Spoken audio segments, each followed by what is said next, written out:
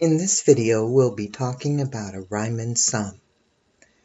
The definition: let f be a function defined on the interval from a to b, and delta x be a partition of that interval from a to b, where delta x sub I is the width of the ith subinterval.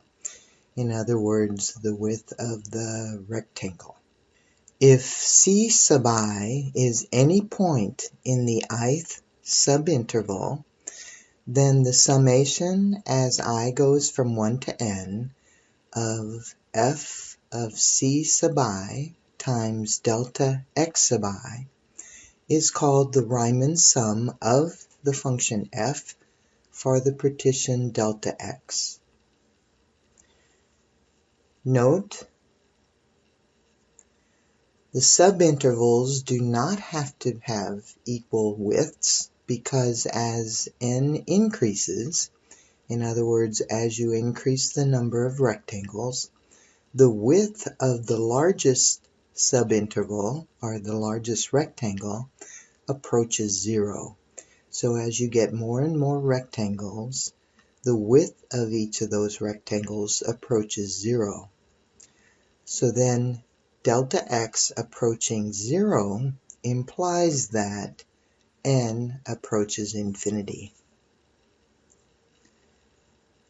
Recall that we'll need to use these equations. Delta x is equal to the right endpoint of the interval minus the left endpoint divided by n. So the width of our rectangles are b minus a divided by n. And C sub I is found by taking a, which is the left endpoint of the interval, and adding the I rectangles, or I delta x. Now we have a definition of a definite integral.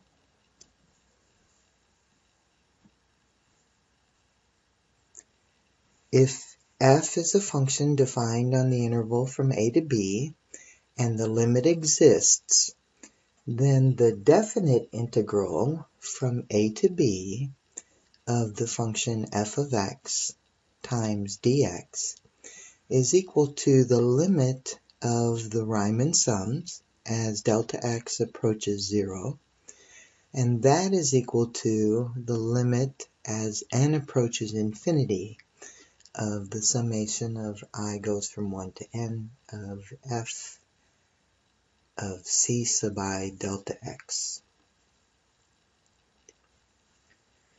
This limit is called the definite integral of the function f from a to b. A is the lower limit of integration, and b is the upper limit of integration. We will need to be using our summation formulas. So if you don't already have these formulas in your notes, you need to press pause and copy them down. And when you're ready to continue, press play.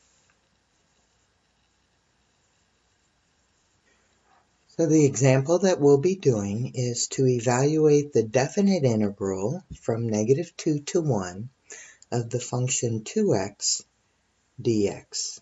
Our first step is to find delta x. So our upper limit minus our lower limit divided by n. Delta x is 1 subtract -2. 1 subtract -2. So delta x is 3 over n. Say that, we'll be using that. Our next step is to find C sub I. C sub I is a plus I delta x. So in our example, C sub I is equal to -2 plus I times 3 over n. When we multiply this out, we have -2 plus 3i over n. And then also it helps if we know that f of x is 2x, then f of c sub I means that we're just going to plug our c sub I expression into our function in place of x. So it's going to be 2 times the quantity, and then c sub I is negative 2 plus 3i over n.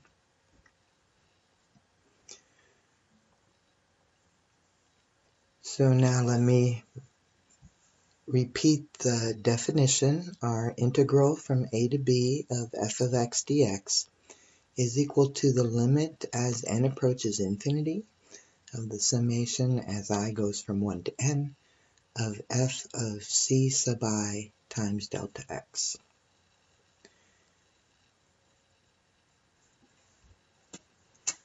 So for our example, to evaluate this definite integral, we need to find the limit as n approaches infinity of the summation of, this expression right here is f of c sub I, so we wrote that right here.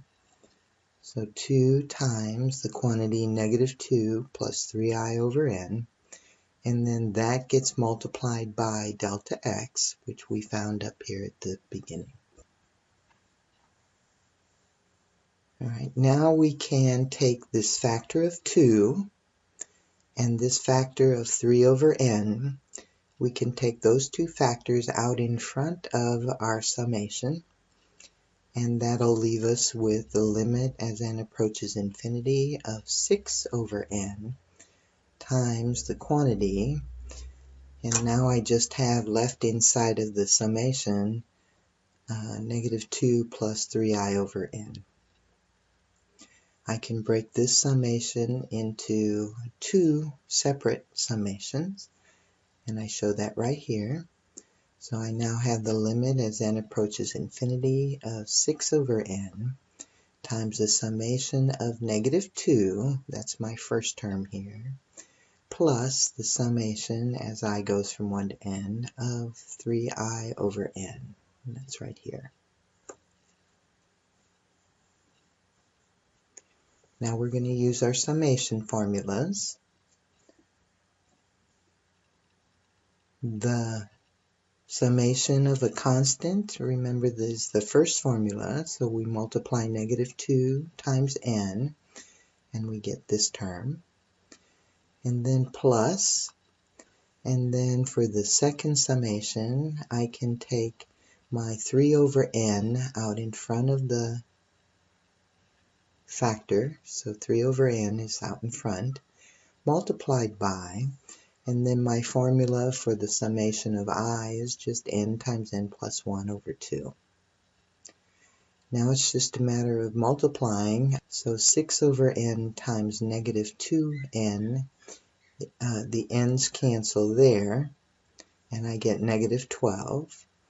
And then for this one I have 18n distributed through the binomial, which gives me 18n squared plus 18n. And that's over, and then I have the 2 times the n times the n, which is 2n squared. Now simplifying my limit, I have, since the first term does not have any n's in it, the limit is just negative 12 there. 18n squared over 2n squared is 9, and that again doesn't have any n's in it, so the limit is 9. And then this fraction, 18n over 2n squared, when I simplify, I get 9 over n, and the limit on that as n approaches infinity is 0. So that's the 0 right here. When I combine these constants, I get negative 3.